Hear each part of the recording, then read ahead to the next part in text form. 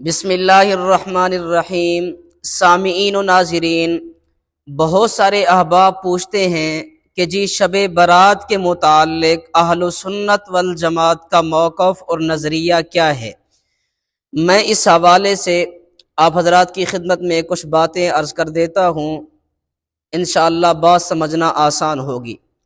شعبان کی اسلام کے اندر بڑی اہمیت ہے۔ رحمت عالم صلی اللہ علیہ وسلم کی مبارک حدیث ہے کہ جب شعبان کا چاند نظر آئے تو اس کا حساب رکھا کرو رمضان کے لیے، کیونکہ یہ رمضان کا مقدمہ ہے، رمضان سے پہلے آتا ہے۔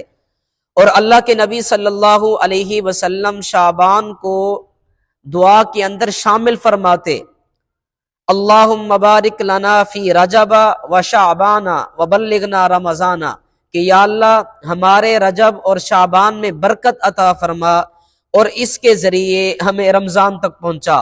اور پھر اس شعبان کی 15ویں رات، جسے عربی زبان میں لیلۃ البراءت اور ہماری زبان میں شب برات کہا جاتا ہے۔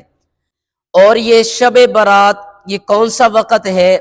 یہ جب شعبان کی 14 تاریخ کا سورج غروب ہوتا ہے، یعنی 14 تاریخ کے غروب آفتاب سے لے کر 15ویں شعبان کی صبح صادق تک کا یہ جو وقت ہے، اسے شب برات کہا جاتا ہے۔ اس رات اللہ کریم بہت سارے انسانوں کو جہنم سے آزاد فرماتے ہیں۔ اللہ کریم سے دعا ہے کہ اللہ رب العزت مجھے اور آپ کو بھی انہی لوگوں میں شامل فرمائے۔ اور اللہ کریم اس رات میں بہت سارے انسانوں کے گناہوں کو معاف فرماتے ہیں، رحمتوں کا نزول فرماتے ہیں۔ اب اس شب برات کے حوالے سے بہت سارے احباب افراط اور تفریط کا شکار ہیں۔ بعض لوگ وہ ہیں جو سرے سے ہی اس شب برات کے فضائل کا انکار کر دیتے ہیں، اور اس کے فضائل میں جو روایات پیش کی جاتی ہیں وہ اس کو من گھڑت اور بے بنیاد خود ساختہ کہتے ہیں۔ اور بعض لوگ شب برات کی فضیلت کے تو قائل ہیں، لیکن اس کے اندر جو خرافات، جو بدعات اور رسومات کو پروان چڑھاتے ہیں، الامان والحفیظ، ان سے بچنا چاہیے۔ تو ہمارا اہل سنت والجماعت کا معتدل نظریہ یہ ہے کہ شب برات کی فضیلت حاصل ہے، اور اسلاف امت نیک لوگ، اللہ کے محبوب بندے اس کے قائل چلے آ رہے ہیں۔ اب سنن ابن ماجہ کی روایت ہے، حضرت علی المرتضیٰ رضی اللہ تعالی عنہ سے مروی ہے، رحمت عالم صلی اللہ علیہ وسلم نے فرمایا، اذا کانت لیلۃ النصف من شعبان فقوموا لیلہا وصوموا نہارہا۔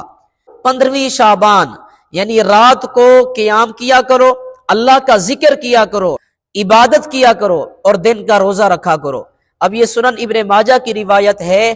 اب یہ جو شب برات ہے، اس کا اہتمام نہ یہ فرض ہے نہ واجب ہے، بلکہ محض استحباب ہے۔ اور اس شب برات کے اندر جو اعمال کیے جاتے ہیں تو یہ بھی فرض واجب نہیں بلکہ استحباب کا درجہ رکھتے ہیں۔ اب نیک لوگ اس رات میں اللہ کا قرآن پڑھتے، اللہ کا ذکر کرتے، نوافل کا اہتمام کرتے، تو ہمیں بھی ان نیک لوگوں کے نقش قدم پر چلنا چاہیے۔ دعا ہے کہ اللہ رب العزت دین کے معاملے میں ہمیں ایک دوسرے کا معاون اور مددگار بنائے۔ وآخر دعوانا ان الحمد للہ رب العالمین۔